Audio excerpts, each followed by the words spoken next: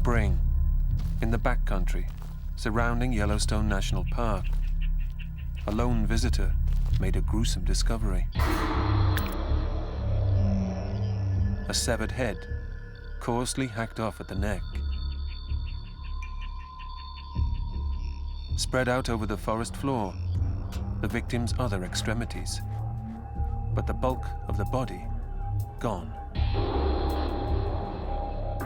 What makes this macabre scene doubly bizarre is that the remains don't belong to a human victim, but to one of North America's largest and most powerful predators, a fully grown black bear.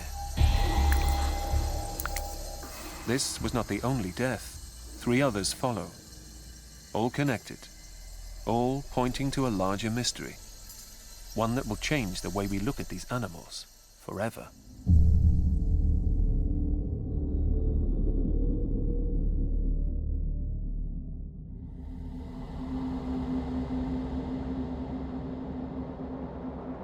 Yellowstone is one of the largest national parks in the United States.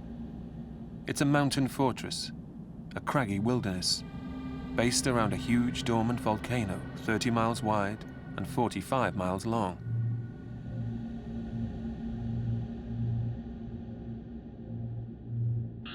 It's part of a larger area called the Greater Yellowstone Ecosystem, one of the last truly wild places left in the US. Every year, millions of tourists experience this spectacular scenery. Yet there are places here where humans rarely set foot. The forces remain powerful and primal.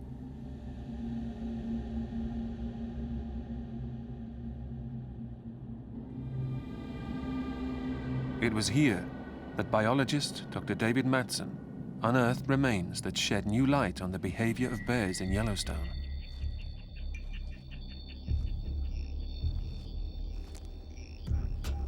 Mattson was studying grizzly bears, investigating some unusual activity in a place called Hoodoo Creek.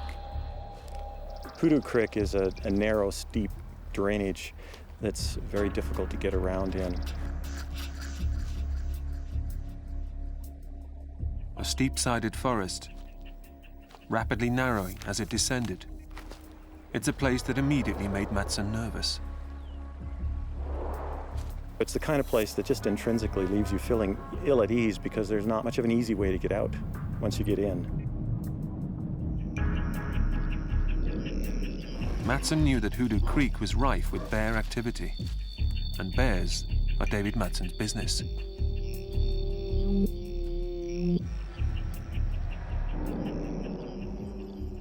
As soon as he reached the bottom of the valley, he knew that something was wrong. There was the stench of death, an incredibly distinctive kind of odor, almost a palpable, thick odor.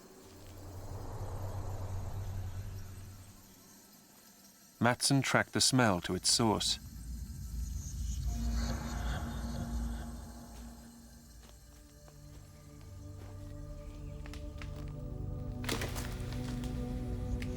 And that's when he saw it.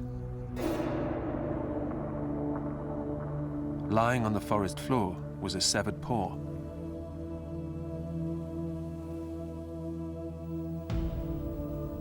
It had been sheared off just above the wrist. From the size, Mattson could tell it came from a large bear. The short claws give it away as a black bear. But where was the rest of it?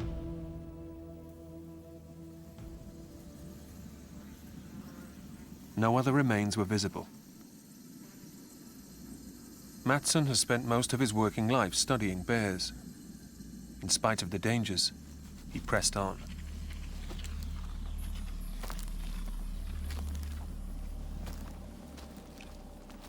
"1,000 feet away, deeper into the valley, he made another strange discovery.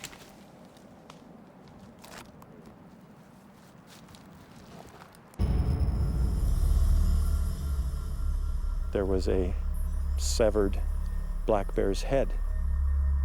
The body was nowhere to be seen.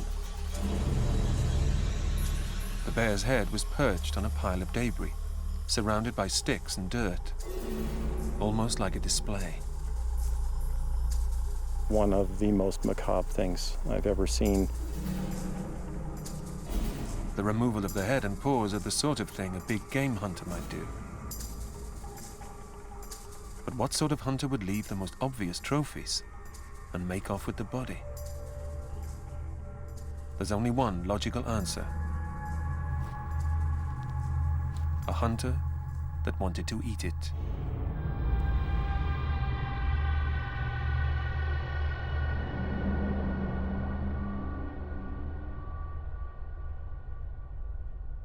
The death at Hoodoo Creek in 1990 was the first of its kind ever recorded in Yellowstone. But it wasn't the last.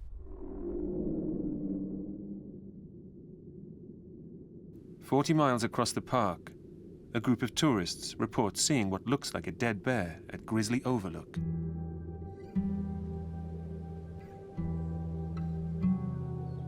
Biologist Kerry Gunther is sent in to investigate.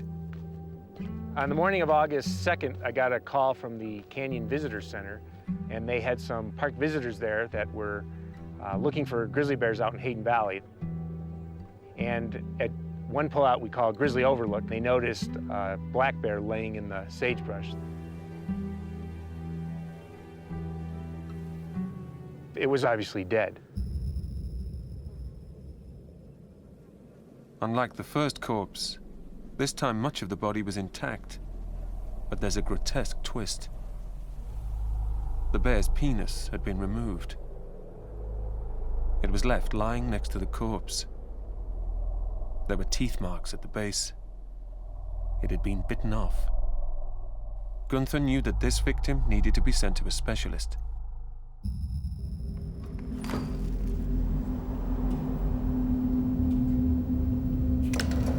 "100 miles away in Bozeman, Montana, the Department of Fish, Wildlife and Parks run a pathology lab.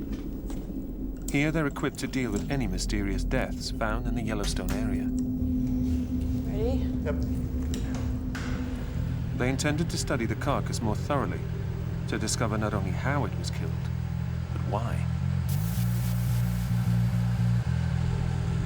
Nearly 200 pounds of dead bear and a whole load of questions. The man called upon to carry out the examination was biologist Neil Anderson. Normally when we receive an animal, we try to distance ourselves from what was reported to us prior to getting the bear. 195.5 pounds. Anderson and his team take nothing for granted. We base our conclusions solely on the evidence that we observe while we're doing the examination. The width of the back foot, 4 3/4. The measurements confirmed that this was an adult male, 61 inches. measuring 5 feet from head to tail, and the victim of a powerful and violent attack. Seems to be a lot of trauma to the head. Several possible puncture wounds. Just as Gunther had described, the carcass had been partly consumed, Appears to be some tissue removed from the hindquarters. and the genitals bitten off. Strangely, it was this grotesque element that will be the biggest clue to the identity of the killer.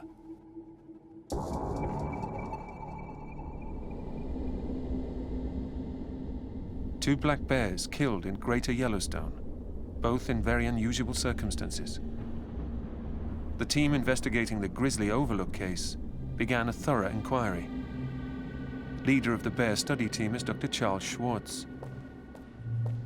When we come across a kill like this, or when we come across a dead bear, to a large degree we're doing investigations. We're trying to take all of the evidence that we can find to try to come to some conclusion of what might have happened to this bear.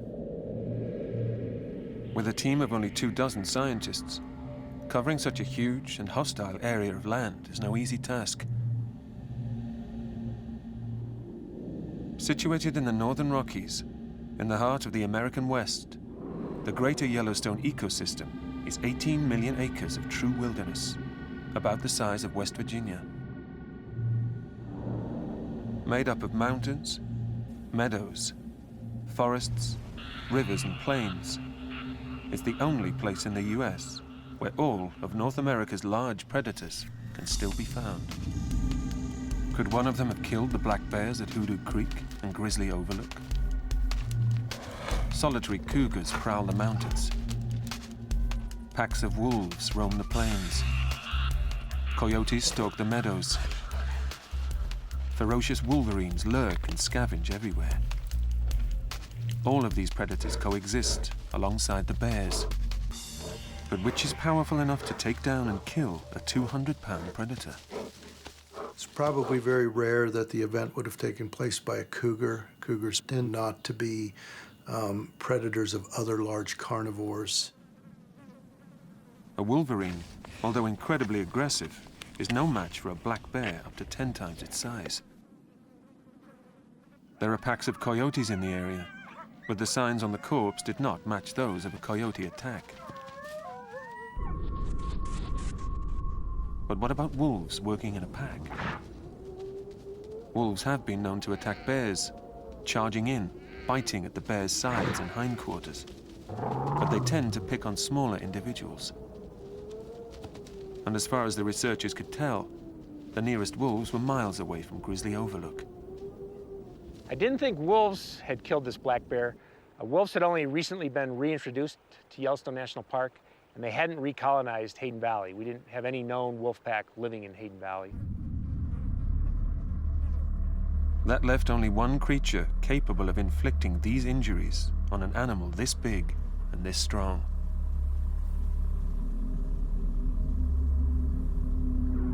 Another bear.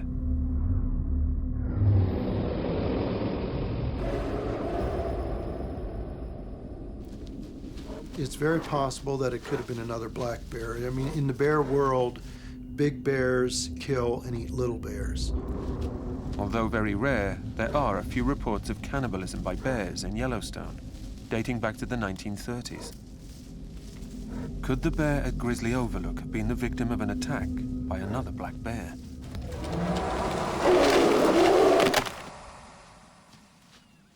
Black bears are very adaptable animals that prefer to live in and around the forests. They're formidable predators, capable of inflicting severe injury by one blow of their powerful paws or a bite from their well-armed jaws. They measure nearly 3 feet at the shoulder and 6 feet when standing. They weigh up to 500 pounds. The removal of the penis from the Grizzly Overlook bear is the big clue. When large males fight, they often attack this area of the body. Whether this is to prevent their opponents breeding or just to hit them where it hurts is unknown.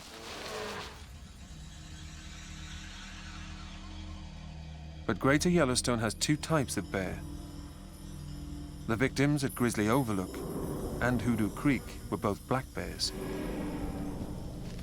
But Yellowstone is also home to the scarcer grizzly bear.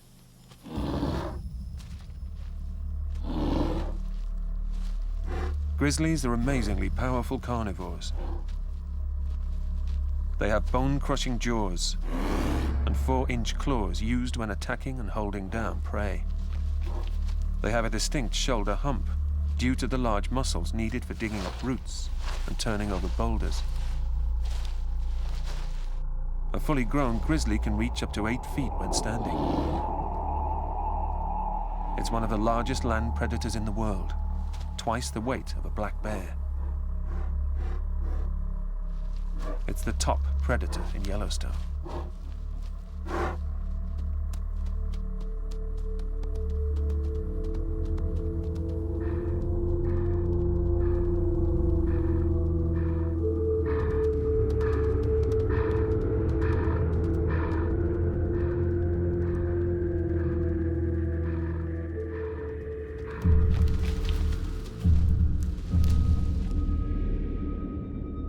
Investigators in the Grizzly Overlook case were down to a short list of 2 suspects. But which one did it? We started looking for evidence that might point us in a direction or give us some clues anyway as to whether it was another black bear or a grizzly. And we start skinning it. The skin of a bear is up to 5 millimeters thick, and the addition of fur made accurate analysis of the wounds very difficult. To examine it properly, laboratory supervisor Neil Anderson carried out a necropsy, an animal autopsy. Basically, if you look at tissue in a live animal, if it's traumatized in any way, there's a rush of blood to that tissue, which causes bruising or a hematoma. And this animal had certainly been traumatized.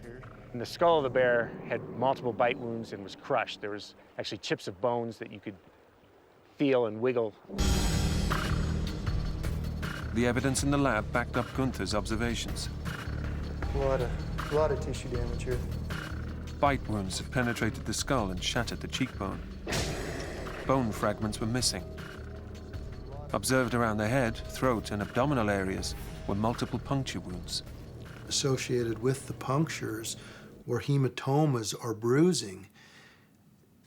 That, to us, indicated that the punctures occurred while the animal was alive. The bruises showed that blood was still flowing around the victim's body when the wounds were inflicted, proving they were made by the killer, not by an animal scavenging on the dead body. But there are so many puncture wounds, it made it difficult to see which bite was which. I'd say that those are probably from upper canines. Then Anderson got a lucky break. There's a couple puncture wounds here that look like they could be set from a single bite. He found 2 distinct puncture marks on the right side of the face, just under the lower jawbone.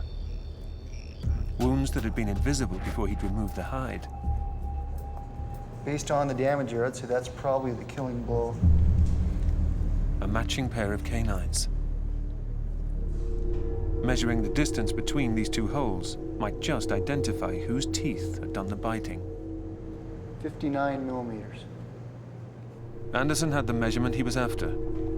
The holes are 2.5 inches apart. Now it was only a matter of finding the teeth that matched the spacing. We have reference skulls in our lab, and we measured a large number of different skulls: black bears, wolves, grizzly bears, mountain lions, and really the only animal that had that distance between the lower canines was a grizzly bear. It seemed that the team had overwhelming evidence that their killer was the grizzly. The removal of the penis, the shattered skull, canine puncture marks, and the bruising under the skin all added up to one conclusion. If you look at the preponderance of evidence, it leads us to conclude that he had been killed and eaten by a grizzly bear.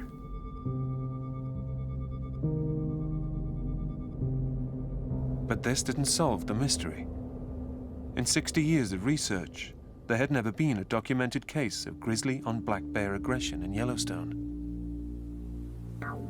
And yet there had been another unusual death, the one at Hoodoo Creek. Was that also the result of a grizzly attack? Ahead lay seasons of uncertainty.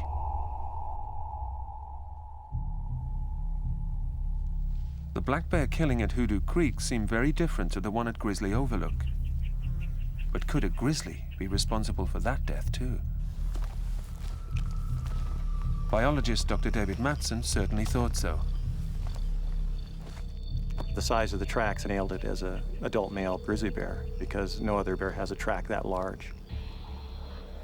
And so this black bear had been at least fed on by the grizzly bear and probably killed. The good tracking conditions meant Matson could piece together the circumstances surrounding the death.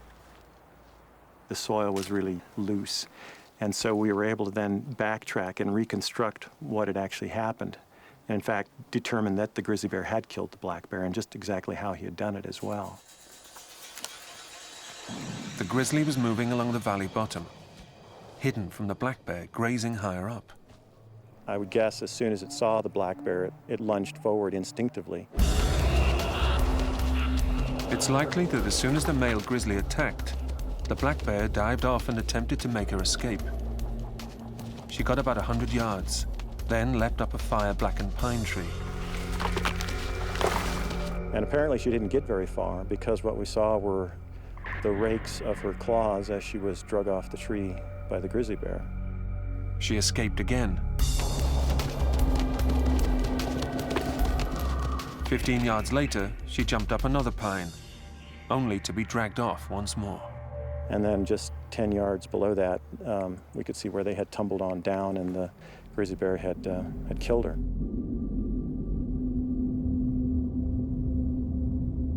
Two black bears, killed by two different grizzlies. What was the motive? When any animal enters the realm of a predator, it must know how it's going to escape. For black bears, the best way is to climb the nearest tree. But the black bear at Grizzly Overlook had ventured too far from the forest and left itself no chance of reaching safety. In an effort to try to escape from the grizzly bear, the black bear basically had three options.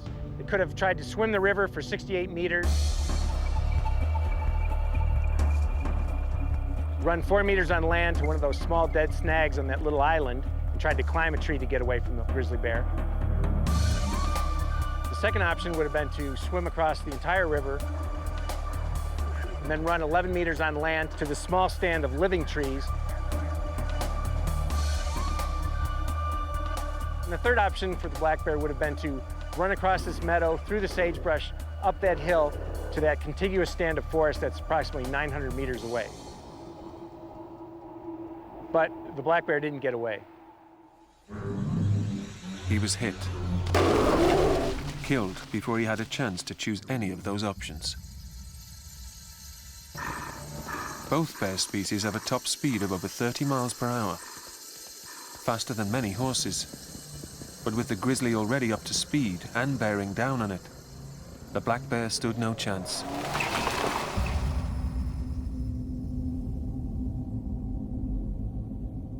It was a fatal mistake. He'd left the safety of the forest and entered the domain of the grizzly. Investigators had the first concrete evidence of grizzly on black bear aggression in Greater Yellowstone. But if the two species were aggressive towards each other, then how had they managed to coexist in Yellowstone?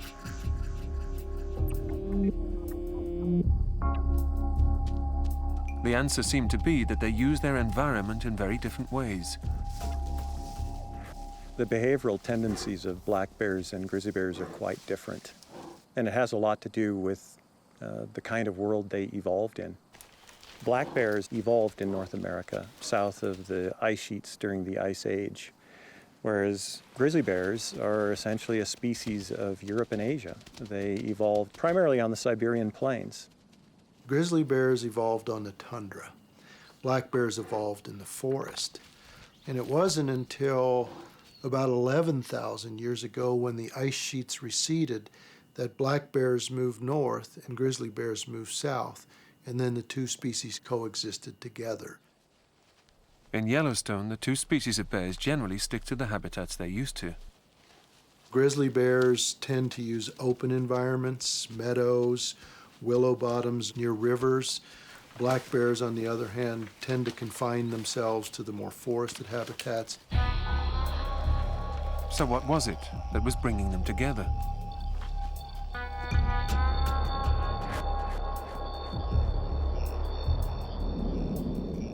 The grizzly bear study team has spent the last 25 years capturing bears, fitting them with collars and monitoring them. These collars are equipped with GPS devices, which use satellites to track the bear's every move. But in such mountainous terrain, it's very difficult to receive the radio signals emitted by the collars. The team has to take to the air. Once a week, we can go out in an airplane, and the collar then will turn on and transmit the information to our computer. Shannon Pedruzny is one of a team of ecologists tracking Yellowstone's collared bears. She's patrolled these 300,000 acres of wilderness for 10 years. The study that we're doing is to look at the differences in habitat use between black and grizzly bears. Until collaring work began, the team knew little of how the bears coexisted in Yellowstone. We have members of both species radio collared, and I fly every week and upload the data. The GPS data she uploads tells Bedrusny where the bears have been, at what time, and whether they've come into contact with other bears.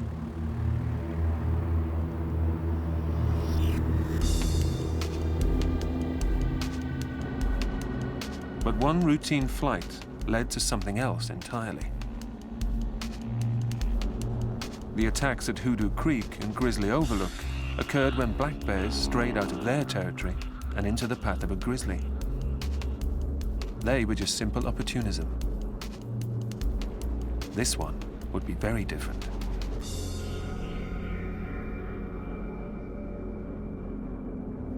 Somewhere in this vast expanse, one of the collared black bears had stopped moving. Her collar was on mortality signal, and the uploaded data indicated that she had not moved in several days. The only time a bear stays still for that long is during winter hibernation. But this was autumn, when bears are at their most active. Something was very wrong. The activity sensor in the collar registered 0. But there was nothing Bedrusny could do from the air. Someone would have to go in on foot.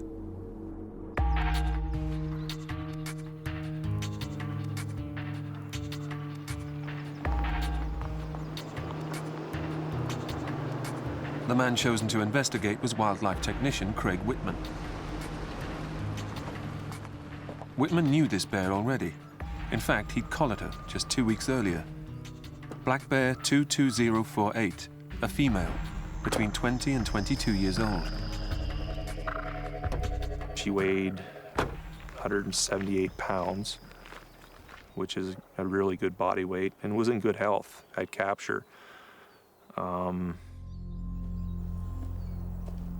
She had good body fat. She was still agile.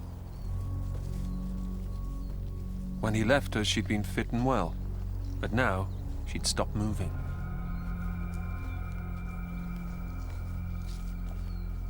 The coordinates he'd been given, a location near Dave Adams Hill, was quite a distance from where he'd last seen her. She'd obviously been moving higher up into the forest in search of food to fatten up for the winter. But this was her last journey. So the scene we came upon, there was a large intestine and the stomach buried in that pile. The body parts were strewn throughout the forest. So, we find her intestine, her stomach. Whitman had been with this female just 2 weeks ago, and now bits of her body were scattered amongst the trees. He knew he had to find and catalogue all that remained.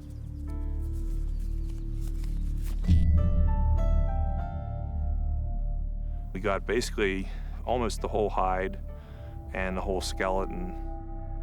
Actual photos from the scene of the kill showed the skull, the limbs, and the spine spread out over 3 different locations.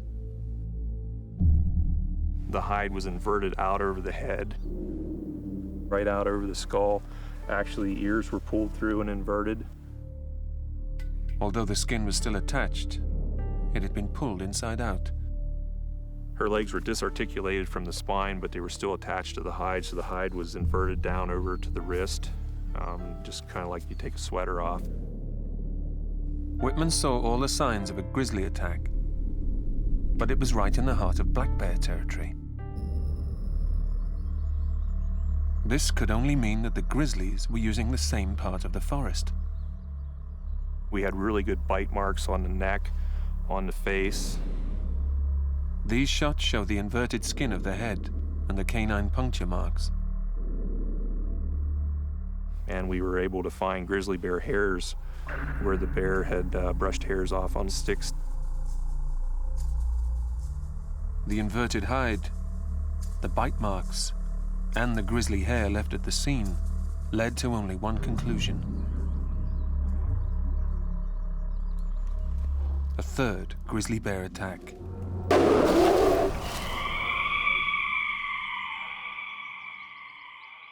And this one offered much clearer evidence of what had happened after the kill.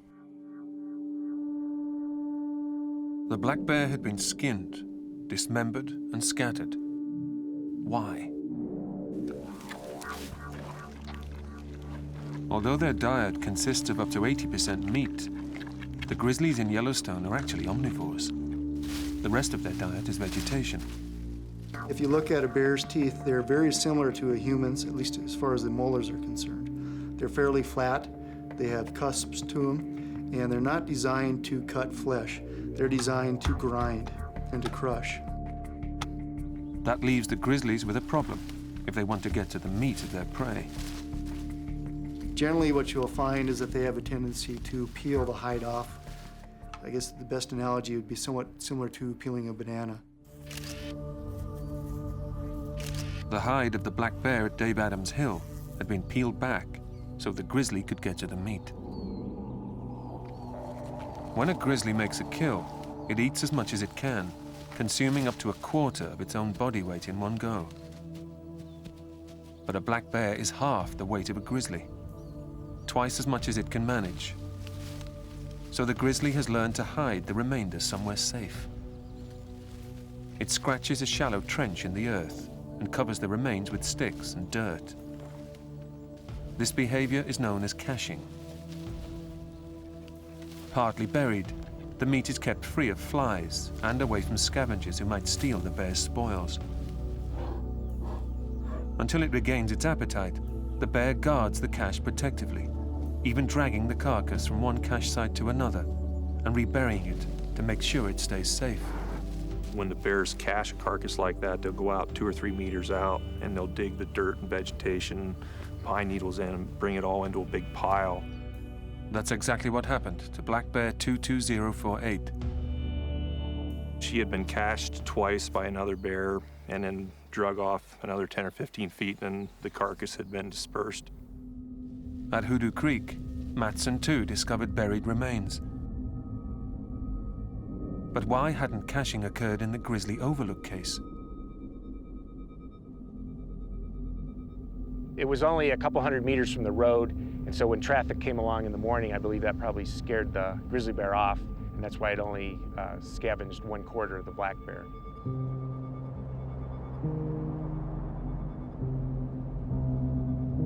Three black bears killed, all by grizzly bears. Researchers now had concrete evidence that grizzlies in Yellowstone were attacking black bears. And they knew what occurred once the kills had been made. But an important mystery remained. It was one thing for grizzlies to attack and kill when they happened upon a black bear, but the third kill at Dave Adams Hill occurred deep within black bear territory. What was the grizzly doing there? The scientists compared the cases once again.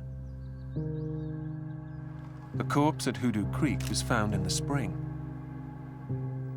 The body at Grizzly Overlook during the height of summer.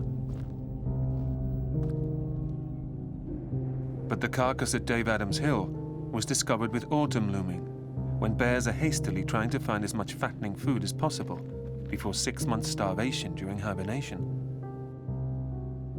Basically, the bear is faced with not only getting enough food to survive from day to day, it's got to get a lot of extra food to convert to fat to carry it for that 5 to 7 month period when it's not eating anything. And so in the fall, bears enter into a period that scientists call a hyperphagic period. Hyperphagic means excessive eating.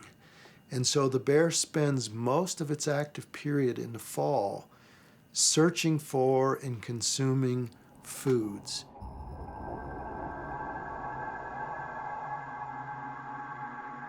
So did the grizzly at Dave Adams Hill go into the forest to hunt down and kill a black bear in order to fatten up on meat? Meat is a much higher quality food, and when bears can get it, they'll choose meat over vegetation in most cases. However, there was another possible reason why the grizzly had entered the forest. Examining the stomach contents of the black bear, the researchers discovered it had been voraciously feeding on white bark pine cones. You know, in the fall, bears are just looking to put on weight, and they're looking for the highest calorie diet that they can get to put weight on to carry them through the winter. In this case, she was feeding on white bark pine seeds, which are mostly fat. Scientists were finding that this energy-rich food source is a potentially crucial part of both black and grizzly bears' diets. And it seemed that's what the black bear at Dave Adams Hill had been doing when she was killed. She had about half a gallon of these seeds in her stomach. And these seeds were the reason grizzlies were in black bear territory. The most likely scenario is that the grizzly went into the forest to search for white bark pine cones, came across black bear 22048, killed her and ate her.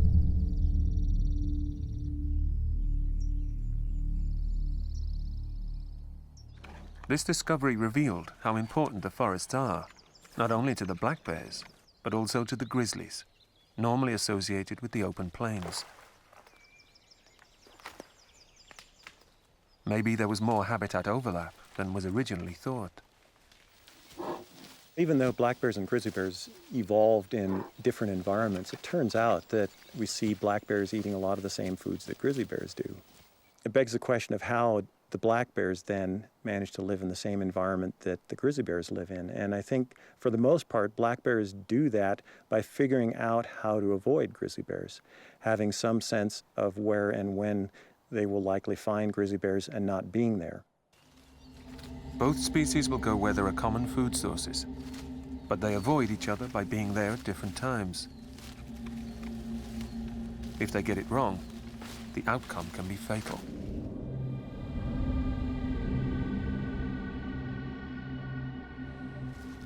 In the case of Hoodoo Creek, the black bear hadn't worked out where and when the grizzly would be there.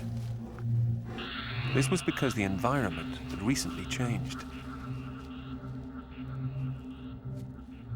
The forest had been blackened by fires 2 years earlier, but its regeneration had led to an unexpected profusion of highly nutritious food, sought after by both species of bear. Hoodoo Creek had been burned by the fires of 1988, which went through quick and hot, but left most of the trees standing and blackened.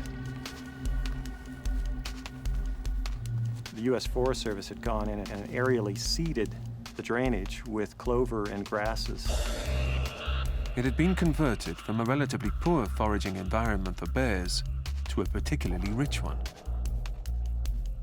So there were bears there in great numbers focused on grazing clover.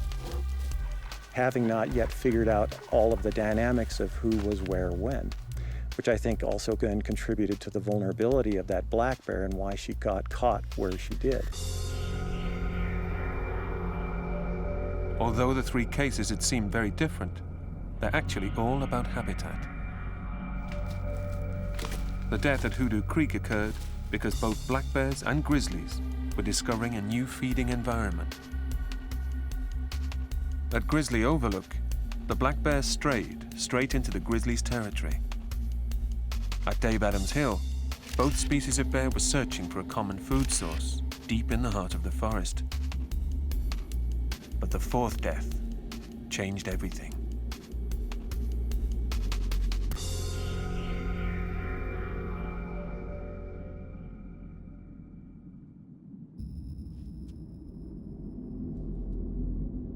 Winter in Yellowstone.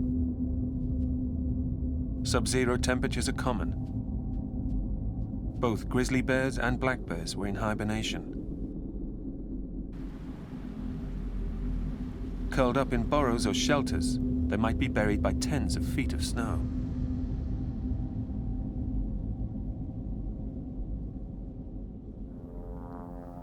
But on the very first telemetry flight of the following year, the very first day of tracking for the new season, there was cause for concern.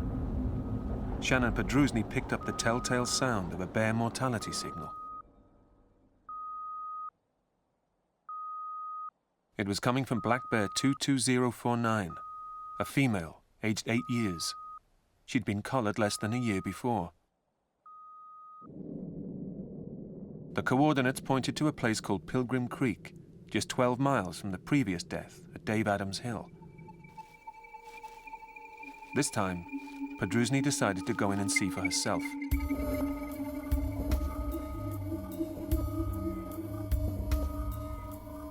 The mortality signal triggers when a bear is stationary for 4 hours or more. The fact that all of the recorded locations for that collar were at the den suggested that that bear never left that site. As Pedrusny neared the site, there was still no movement. The bear position remained stationary, just where she had last been recorded at the end of the previous autumn.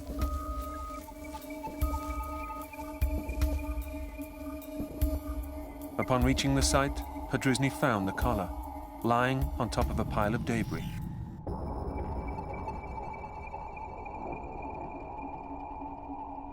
Everywhere she looked, she could see the signs of a struggle. Near the collar were 2 limbs. The hide was pulled down around the paws.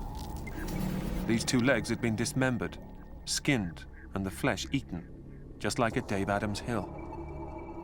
All of the long bones of the legs were exposed, and there were large chunks of hide and lots of hair. And then a little bit farther away, maybe 10 meters away, we found the other 2 limbs lying there. Actual photos from the scene show the legs surrounded by fur that had been ripped from the carcass. But if this was where Black Bear 22049 had bedded down for the winter, where was the den? The area was very torn up, typical of a bear feeding on a carcass. Parts of the carcass were probably cached.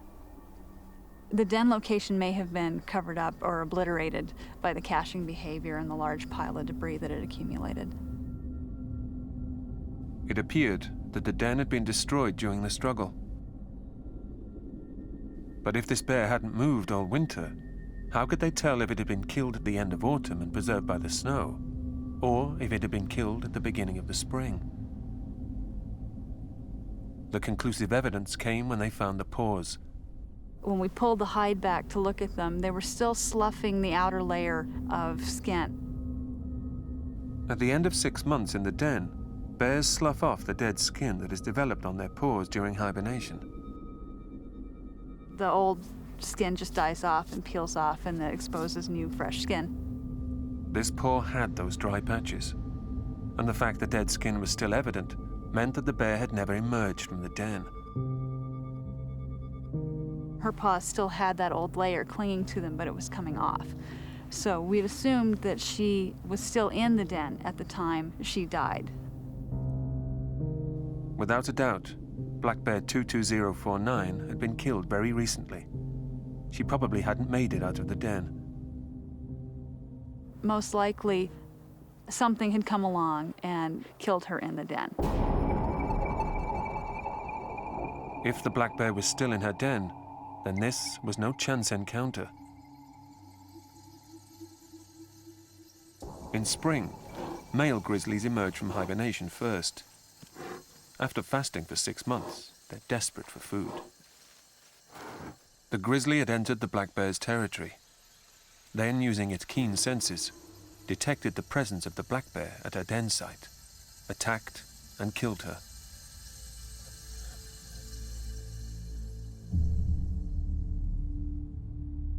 The fight between these 2 massive predators would have been fast and ferocious. Only one would walk away. A piece of evidence left after the battle confirmed the severity. It would also lead to the perpetrator. While we were looking around the site, we found a claw, a broken off claw from a grizzly bear lying on a log in the middle of the scene. It looked like evidence of a struggle. That claw pretty much told us that, in fact, there probably had to be a fight. Now, for the first time, the team had physical evidence to link them directly to the attacker. Maybe we would catch a bear that was missing a claw. The incriminating evidence that that was the culprit that had killed our black bear. As research continued, the team trapped and collared more grizzly bears near Pilgrim Creek. It was then that Podrusny's team made an unexpected breakthrough. Craig Whitman caught grizzly bear 398, and he was missing the middle claw on his right front paw. The scientists now had a killer, grizzly bear 398. But they would never know if this grizzly was responsible for the previous death just 12 miles away. After collaring, 398 was returned to Yellowstone. Monitoring revealed that he did not kill again.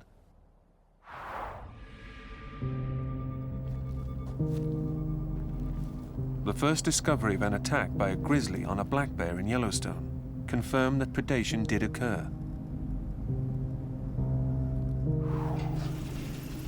Now, after 3 more documented deaths, the scientists had proved predation is part of coexistence.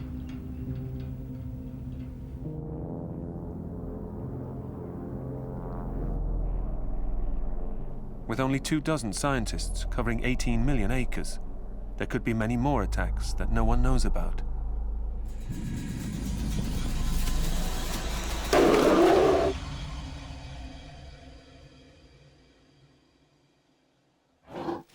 But the black bear population in Yellowstone remains relatively secure. There are more than 5 times as many black bears here as there are grizzlies. In fact, the larger, stronger, and more aggressive grizzly is the Yellowstone resident under threat. The main reason why bears die in this part of the world, and most parts of the world, is because a human kills it. When bears have to leave the high elevation habitats and they try to come down to lower elevations to seek alternative foods, that brings them directly into contact with people. And that's when we see conflicts.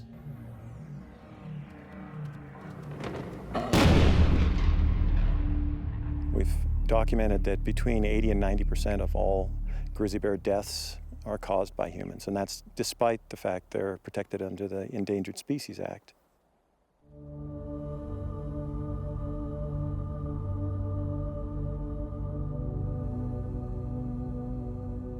Yellowstone is not just a park, it's an untamed wilderness in the heart of America. Over the past 60 years, the bears of Yellowstone have become the most studied bears in the world. Events like those at Grizzly Overlook and Hoodoo Creek have given us a much clearer idea of what goes on here. But it's the advances brought by telemetry tracking that mean we now know what the bears are doing, when and where. The mistake this black bear made was venturing out into a large, non-forested area inhabited by a high density of grizzly bears. Attacks like these have probably always happened. But by tracking the bears, we now have a greater insight into how they use this habitat. They overlap to an enormous degree. Mostly the difference in their distribution is in time. In an individual place, the bears seem to know how to avoid each other in most cases. There is scientific proof that these species do attack each other, and a better understanding of why. I would guess that in almost all cases, when a grizzly bear kills a black bear, it is for food. No 2 bears are alike. They have different personalities, I think, much like people have different personalities. I've known some bears that I would consider to be well-adjusted, and other bears that I think it would be fair to say were neurotic, and some bears that probably could be called psychotic. And I can easily imagine one bear more likely being a killer of bears than another.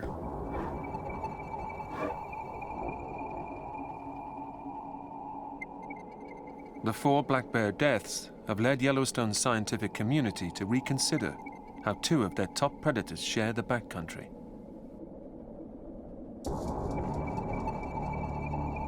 But there is still far more going on in the wilds of Yellowstone than we will ever know.